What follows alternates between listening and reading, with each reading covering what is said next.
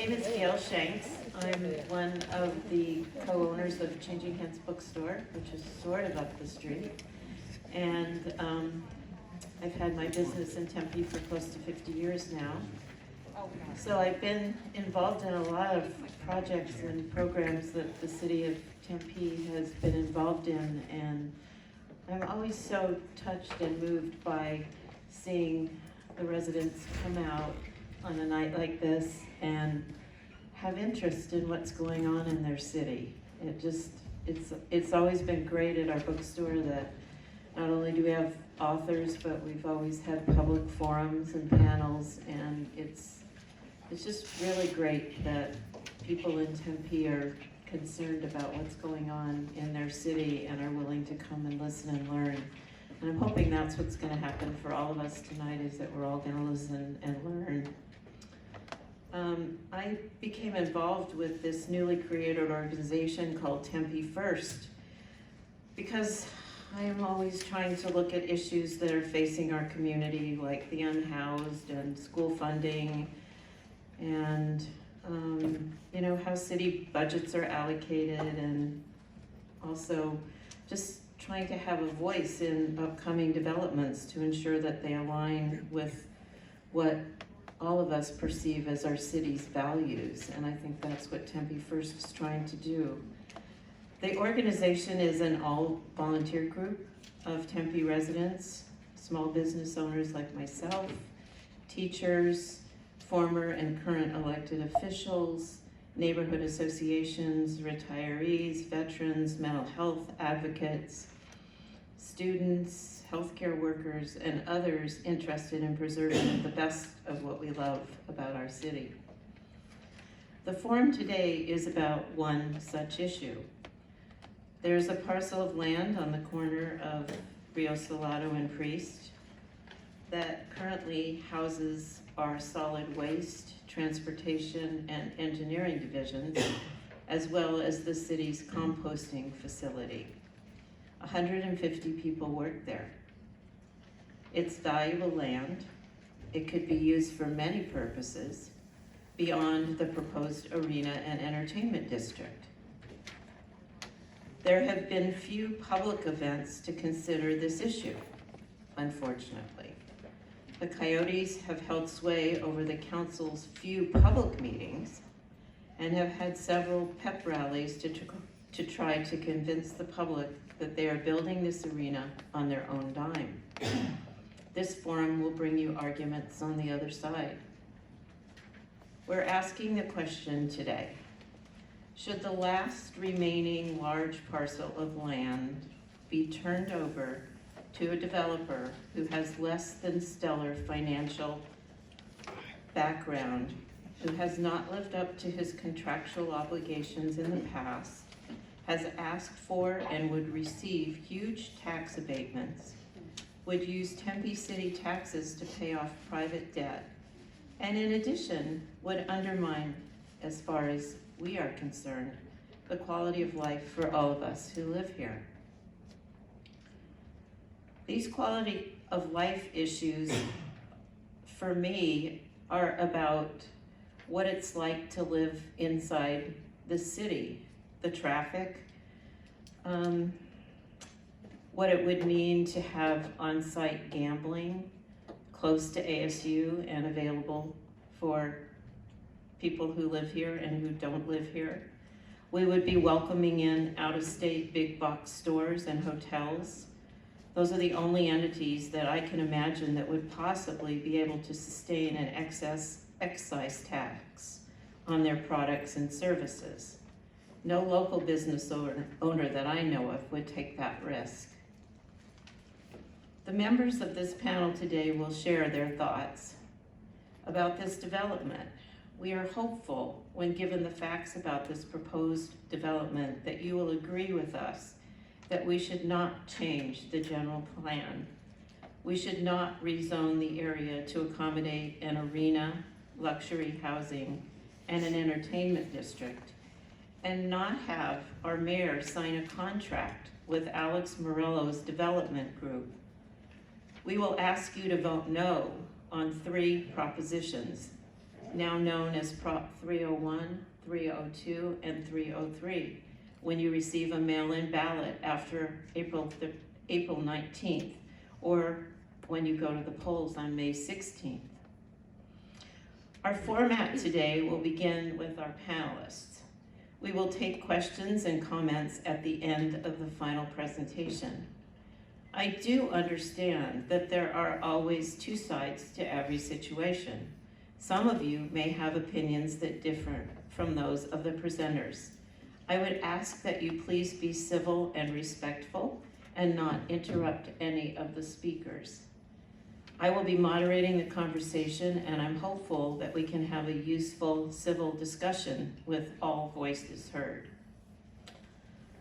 Our first presenter today is Dawn Penich-Thacker, who's a longtime resident and small business owner here in Tempe. She's served on numerous boards, and she's also the co-founder of Save Our Schools Arizona, which is a Tempe-based nonprofit dedicated to improving public school funding. And she'll be talking about the finances of these proposals today and other elements of the deal. Dawn?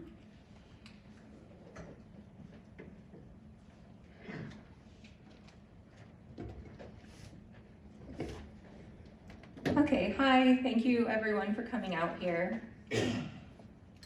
And I am gonna go over a lot of numbers. I apologize in advance, but I also believe that the numbers are probably the most important part to most of us, and so I hope that this is really enlightening.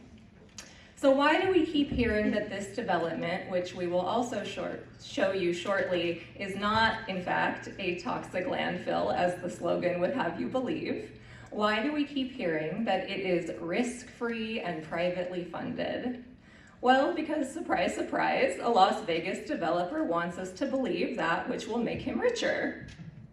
In reality, this is merely a shell game that is built into these proposals. Let me explain. A key word, government property lease excise tax, or GPLET. GPLETs are a tool that developers and governments agree to use to hide property from the tax rolls and unfairly shift the tax burden onto tax-paying residents and existing businesses. A shell game designed to hide politically preferred property from the tax rolls.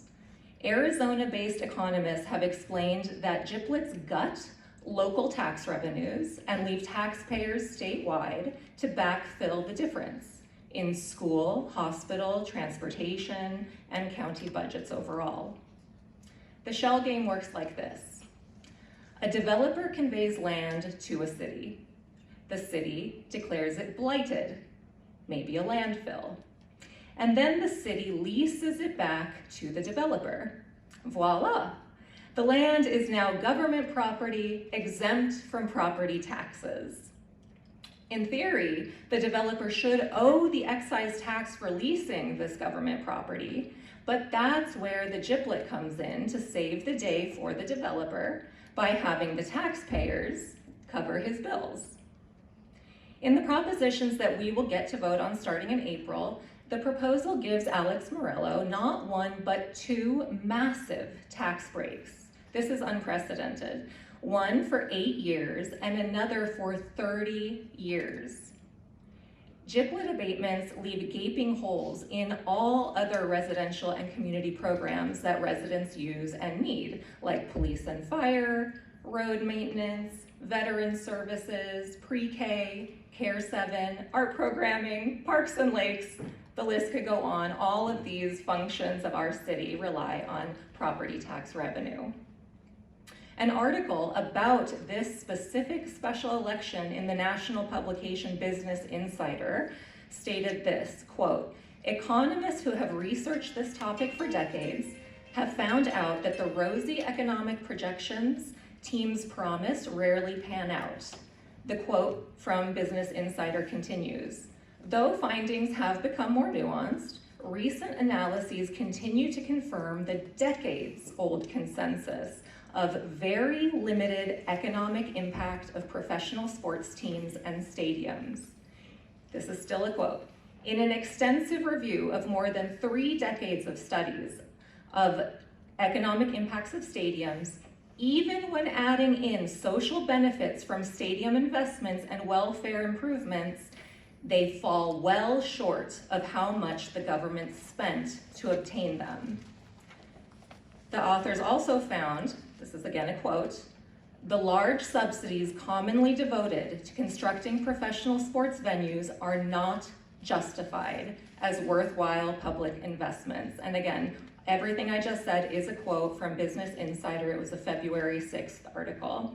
You can find it on our website if you're interested in reading it. This shell game, and this is a term used by Arizona's own Goldwater Institute, certainly folks who are not foes of business or development, Goldwater Institute has called giblets, quote, "a sort of crony corporate welfare that starts a race to the bottom to see which government can give away the most tax dollars." So it's not just about hockey, right? I've heard that, we've all heard that. It's not just about the hockey, the retail, the hotels. So let's look at potential hotel revenue. This deal would come with 2 hotels on site with a total of 500 rooms. Well, this deal also gives away 75% of the hotel bed tax to Morello, leaving 25% coming back to us in the city of Tempe.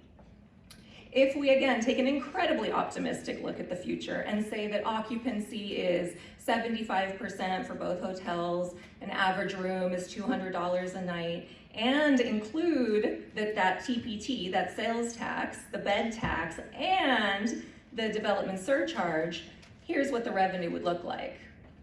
After the city gives Morello his cut of our taxes, as mandated by the proposals we will be voting on, we in the city would earn $588,000. And Mr. Morello would pocket $2.9 million. After 30 years, Tempe will keep $17 million of our own tax revenue, and Mr. Morello will keep $87 million, 5 times more than the city that subsidized all of this development. In the Coyotes promotional materials for this project, they say they'll create $215 million in new taxes for Tempe. $215 million, which is pretty short considering that we'll be investing $700 million in the form of giblets. Of course, we're giving this deal the best possible outcomes in these scenarios. Colin Diaz, who is the president and CEO of the Tempe Chamber of Commerce, says he expects this project to generate $10 to $11 million a year in economic impact. But even that, as we've shown, is incredibly unlikely the way the numbers would need to pan out. To quote current councilwoman Doreen Garland when she spoke to the Wrangler News last summer, quote, "People who use the arena or events on that property will be driving on our streets, with our police officers directing traffic and using city infrastructure and resources. And we're giving out those services without taking any money back in," Garland said. Quote continues, "With the tax abatement, we'd end up not putting money into our general fund to go back into paying for these things. That affects all of our residents, including South Tempe. I have a 4-month-old grandson," she says. "He'd be 30 when the tax abatement ends. If we're putting out money and the city is not getting money back in, something else will have to give in the city budget." That's the end of Councilwoman Garland's quote. But that's not all. We're also being asked to uphold the Community Facilities District proposal, which gives taxing authority to a private entity, the developer, to create and impose new taxes to pay for his development. It pays for land, internal roadways, sidewalks, lighting, even his landscaping bills. None of the CFD revenue comes back to the city. It is a 100% gift to Morello. To actually use this site, Tempe residents and small businesses will be paying over and above all existing state and city taxes, but we as the city will get none of that revenue. What we will get, as Gail mentioned, is big box retailers, corporate chains, and a massive increase in traffic from employees who cannot afford to live in Tempe because no small business or minimum wage earner will be able to afford it. And again, that's if these rosy projections actually come to pass. We've seen this all before, certainly in Tempe, and certainly creeping this direction more and more. This encourages other landlords to raise their rent, and Tempe's business environment will be dramatically impacted, with mom and pop shops, small businesses, their staff and customers being the hardest hit. Meanwhile, this development is adding unprecedented increased demand on Tempe police and fire, roadways and traffic, and water. We're in the midst of a historic drought, and yet this development will have multiple ice skating rinks, including outdoors, that have to be regularly melted and refilled. So my final note on the TED proposal, the city of Tempe has actually already been sued more than once for misuse of tax giveaways and property tax manipulation favoring developers. Just last month, the mayor of Copa County Court of Appeals ruled that Tempe City Council was wrong in okaying a different, unrelated GIPLET, aka taxpayer-funded, $1.8 billion private development that is resort-inspired residential and retail. It's called South Pier. Tempe was sued, and the Court of Appeals ruled against Tempe for not allowing that development to go to the voters. That developer is now appealing that ruling to the Arizona Supreme Court, hoping to keep that GIPLET-funded development away from us as voters, and so we'll see what happens with that ruling. In other words, our city, unfortunately, has long been abusing this shell game of GIPLETs and taxpayer subsidies for private developments, and they're doing it again in Propositions 301, 302, and 303. In our view, enough is enough. But at least with this proposal, we, the voters, will have a chance to say no. Thank you.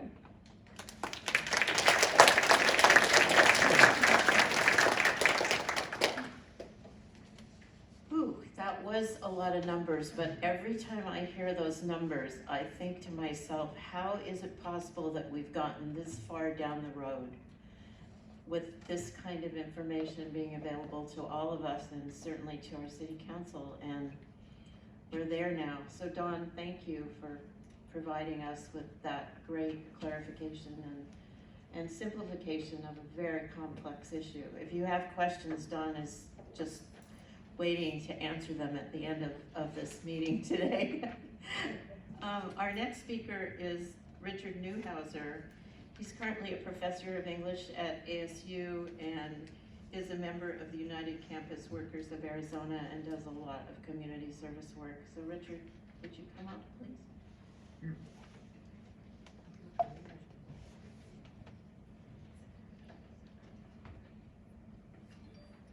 Thanks. Thanks. There you go. So after you have understood all the facts about the costs to Tempe taxpayers, you and me, that the plans for a luxury entertainment district will amount to, you are undoubtedly asking yourselves why anyone would believe in such a scheme. Sure, it's complicated and it requires somebody like Dawn, not an English professor, to unpack, but there are also promises of huge returns made by the Coyotes organization to deflect from the actual cost to us taxpayers. Do these promises come from a businessman we can believe? According to numerous accounts in reputable news outlets, the answer is simply no. Not paying bills, waiting months or years to fulfill financial obligations, and then only when forced to do so, as a wide range of news reports have said, which you're seeing on this slide and the next one, just some of the headlines. These are apparently habitual failures by Alex Meruelo. You've heard his name a number of times. He is the one who owns the majority share of the Coyotes.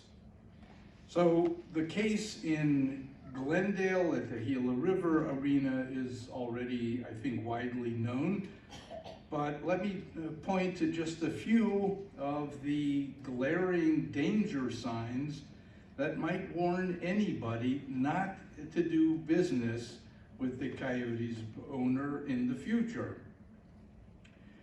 As was reported in USA Today at the end of 2021, the city of Glendale had to threaten to actually lock the Coyotes organization out of the arena unless it paid $1.3 million in city and state taxes that had been owed for months. The city taxes, which amounted to $250,000, were apparently owed for over a year at that point. And that figure of $250,000 of unpaid dollars is something that you're going to hear over and over again. Seems to be a theme for Alex Meruelo.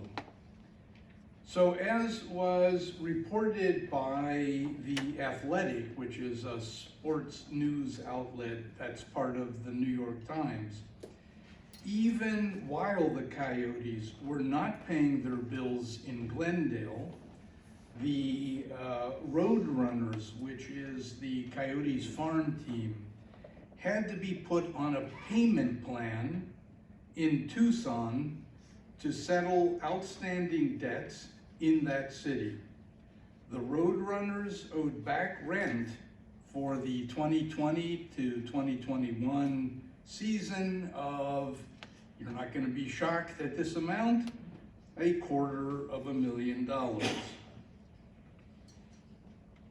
Now, not just cities in Arizona or the state of Arizona itself have had to take drastic steps to be paid by the Meruelo organization, according to news reports, but also the employees of vendors providing services for the Coyotes, such as those who work at the Gila River Arena. Many sports venues had to close in 2020 due to the pandemic, but the sports teams with activities at those venues helped the employees working there by continuing to pay them. Yet, as AZ Central reported in 2020, though the Coyotes organization claimed to have given funds to pay workers at the arena in Glendale, and nevertheless, their claim arrived 2 months after the date on which they had promised to make those payments, the employees still had not been paid by May of 2020, and it's not sure they ever were paid by the Meruelo organization. On the other hand, as noted in that same AZ Central report, the other sports teams in Arizona said they would continue to pay their part to those affected by the pandemic. And the Gila River employees were not the only ones for whom being paid was apparently the last thing on Alex Meruelo's mind. The sports news outlet called The Last Word on Sports asked in February of 2022 why the Coyotes organization does not, and I'm quoting now, pay Paradigm Ventures Southwest, who was the team's private airline charter, close quote. Does anyone here want to guess how much the team owed this airline company? That's it, exactly. Somebody's got it already. $257,000 plus taxes. There are many other reports of this kind that document allegations of missing payments and threats of lawsuits, such as at the Meruelo Group's hotel in Las Vegas. In fact, just last week, on the 10th of February, the National Merchants Association announced a new direction to its lawsuit against the Commercial Bank of California, where Alex Meruelo serves on the board of directors, and he, in fact, was one of the founders of the Commercial Bank of California. The National Merchants Association is suing this Commercial Bank of California for, among other things, breach of contract, conspiracy to commit fraud, and fraudulent and unfair business practices. These charges stem from what the CEO of the National Merchants Association has called the, and now I'm quoting again, overarching tone of bullying in the payments and finance industry, close quote, which involves leading members of the bank. Now, we all know that business deals of any kind depend on trust. Trust that business partners are who they say they are. Trust that a business deal is backed up by the collateral that has been promised, and trust that the promises of huge returns will really materialize. And from all the reports in reputable news outlets and the math that Dawn has given us, all of these reports in news outlets that have exposed the weaknesses of the Coyotes organization and that of the team's owner, it seems possible to assert that Alex Meruelo does not deserve the trust of Tempe's taxpayers. And that's one more reason why we're asking you to vote no on Prop 301, 302, and 303. Thanks.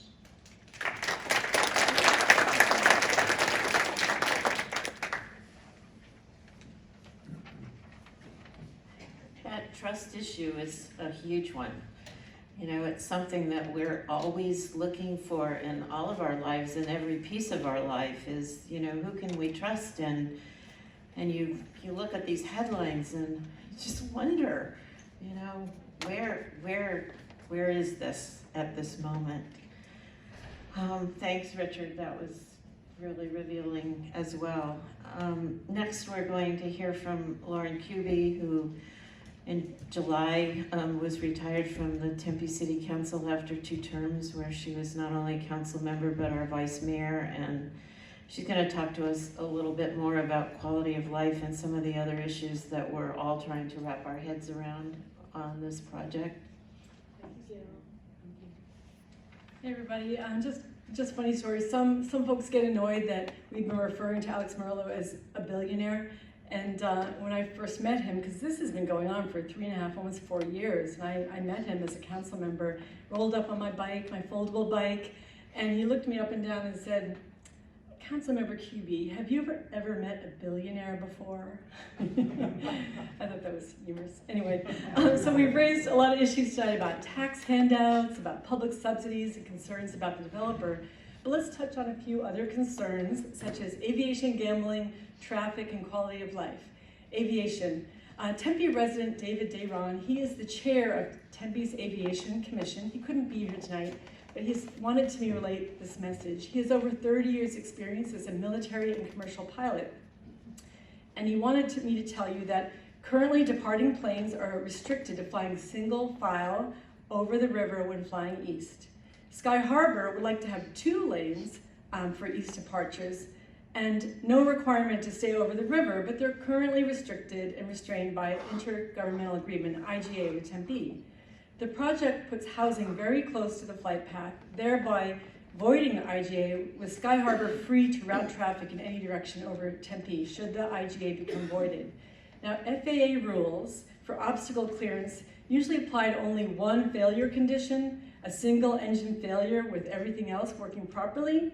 But David wants you to know, the chair of the Aviation Commission, the developers say they'll comply with that single condition, but they're going to ignore bird strike, wind shear, dual failure, fuel contamination, control failure, and any one of a dozen more conditions.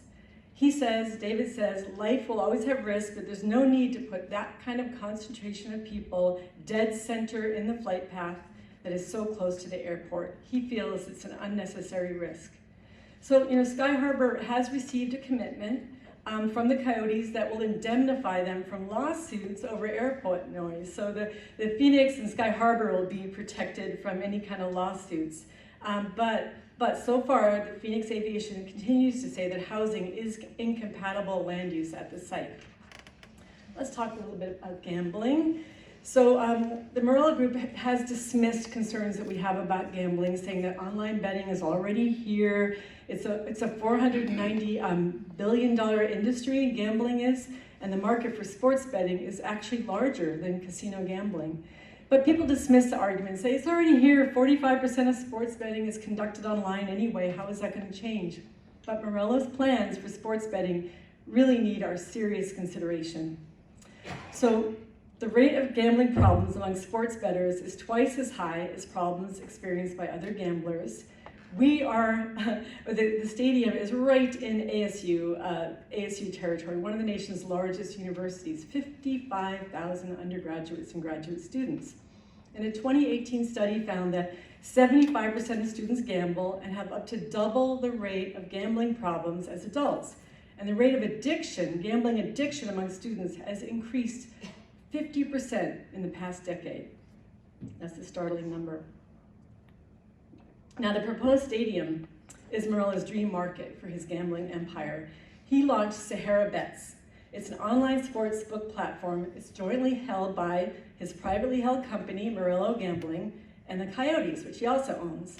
He owns casinos in Nevada. He's only the second sports team owner to own a sports betting operation in addition to his team. The Sahara Bets president himself has said, as the sports betting landscape continues to evolve in the Valley, Sahara Bets looks forward to collaborating with the Coyotes organization to engage and interact with sports fans in fun and unique ways. One of those unique ways is going to be in-person gambling, which will happen at sportsbook betting parlors. There can be one at the site, so imagine big screens and betting and all that going on. But there also could be another one that could be built closer to ASU. Morello gave over $120,000 in campaign contributions in 2022 to get them to change Arizona's gambling laws so we could have a gambling parlor close to the Mullet Arena. That was denied, but we all expect him to come back to the legislature and insist on that because he wants to get an in-person gambling parlor in Tempe as quickly as possible. Let's talk about traffic concerns. So we all know Rio Salado is one of Tempe's most trafficked areas, especially at rush hour, and the adjacent freeway, the 202, has only one on-ramp in each direction, as opposed to 4 where the Coyotes used to be in Glendale. Although the Coyotes are contributing minimal funds to mitigate traffic problems at Priest and the airport entrance, this mitigation does little to stop overflow into the neighborhoods south and east of the proposed arena and district. The Sunset and Riverside neighborhoods are plagued with cut-through traffic already. That will only worsen with the addition of a sports venue. You all know how bad it gets around ASU game days. There's 8 a year. Imagine, if you will, the impact of 40 games a year and 5,000 new residents on this already congested area. I know in South Tempe, some folks in South Tempe don't even want to go into downtown at all, but imagine the increased congestion and the disruption of a 10-year building project as well. Now the city has said they think they can handle it. They handle the ASU games, but imagine the exacerbating issues that will come from this sports stadium. Quality of life. So I've heard some argue who are supporting the Coyotes deal that if people don't like the project or paying extra taxes at the site, they don't have to go. They can just simply not enjoy the amenity. They can just stay away. My reaction to that is, what? It's the last bulk of city-owned land, 46 acres. So we shouldn't be faced with this love it or leave it proposition. This should be a development that really embraces our values and that welcomes one and all and doesn't specially tax people just to step on the grounds. So the public benefits just simply don't match the level of investment. If we approve this 30-year partnership, when we start voting April 19th through May 16th, I believe we'll be changing Tempe's very culture. We'll be gambling on a developer that is known to be a very big donor to curry political support for his business interests. Expect that this casino operator will have a big role to play in Tempe politics for years to come, influencing who represents us. Now, can we go to the slide called Mythbusters? Myth-busting and the spin. So some of this you've heard before, but I'll just do a quick reminder, but you'll hear, it's privately funded and risk-free. Well, let's read the fine print. There's some truth there, right? The arena itself, $700 million. That is privately funded by Morello, if he could get the financing. But he needs $230 million of sales and bed taxes to build out the actual district. And those costs for infrastructure are always carried by developers, not the city of Tempe. He will get paid back the cost of the land and remediation and infrastructure. And then there's a $10 million payout to another billionaire who shall go nameless, but he has a right of first refusal on a spit of that land. So the Coyotes are having Tempe taxpayers pay another billionaire $10 million to get back that right of first refusal. That's going to be part of that whole bonding mechanism. That just startled me, and that's part of the deal that got way worse since I left council. I could not believe that was included in the final deal. So once built, of course, Mr. Morello will pay no property taxes on the outdoor skating rink, music venue, and the arena for 30 years. And then, 8 years, it's the retail, the office buildings, and all of that. And so when people say this is privately funded, look past that, read the fine print. And about risk, there's been much ado about the non-relocation agreement. They're promising they won't relocate, so we'll be safe. They won't abandon, have this big arena abandoned with no sports team in it. Well, if they go bankrupt, that agreement will be thrown out. And how do I know this for sure? It happened in Glendale. The Coyotes went bankrupt, and they had a non-relocation agreement. And so the NHL said to Glendale, pay up $50 million or they're going to leave. And Glendale paid up $50 million, two $25 million installment.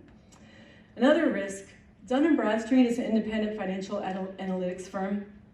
They warned that the Coyotes bring a high likelihood of non or late payments and bankruptcy. And that to me is a very definition of risk. So another myth we hear is there's no revenue coming at the site currently. Well, yeah, the site brings in no tax revenue currently, but giving away 30 years of revenue makes no sense when we haven't even begun to look at other options that could have a much quicker rate of return on investment. You also hear there were no other proposals came in. The Coyotes won the bid. Well, I can say as someone who's been there, I was there right when it was happening, the bid was designed after 3 years of informal negotiation with individual council members and with city staff, with only the Coyotes in mind. No one else could even apply the way their request for proposal was designed. We need to reopen that bidding process and look for projects that don't rely on massive subsidies. And I will say, remediation has to be part of any negotiation for that site. No one's denying that, but $73 million for remediation, they're asking for 10 times that amount needed for remediation.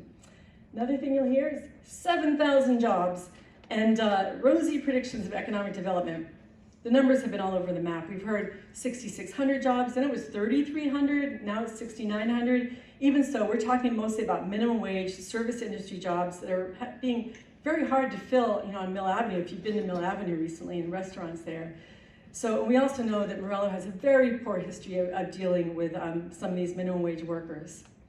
The University of Chicago, my alma mater, an economist there, Alan Sanderson, famously said, if you want to inject money into a local economy, it would be better to drop it from a helicopter than invest in a new stadium. Water break.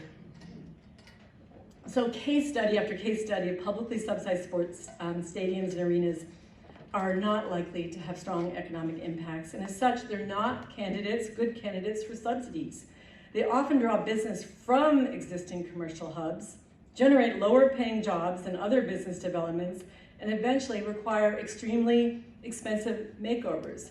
It's no accident that the term of the gibbet, 30 years, it's a striking number. Between 20 and 30 years, or when sports team owners come back to cities and say, we need a major renovation or we're out of here.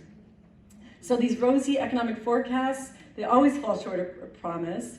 The deal has a high potential to leave our city holding the liability while a few people acquire the benefits and then may even walk away from Tempe. Sports economist J.C. Bradbury wrote, while underwriting a large local project promising to generate jobs and spread wealth throughout the community may seem sensible on the face of it, the supporting evidence for return on investment is dismal. Politicians and voters alike should keep that in mind. It's fine and fun to enjoy a game in the stands of a new stadium as a paying customer, but there is no reason to pretend that doing so is making anybody else richer other than the team's owner, who likely is already a billionaire. Thank you.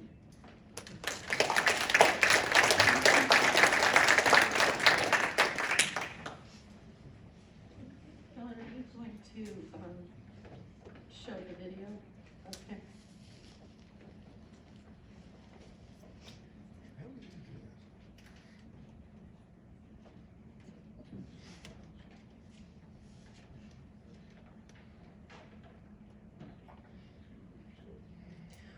What you're seeing here is what is actually on that site. So we're buffering.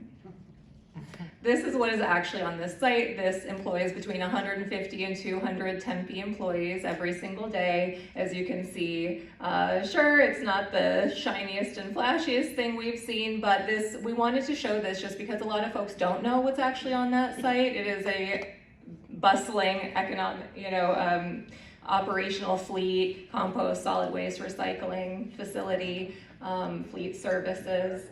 And we just felt like this was important to show, because if this is the entire premise, that this is a landfill, we just wanted you to see what is really there and then extrapolate from there. If the premise is a lie, then what else is there to trust or question about this deal?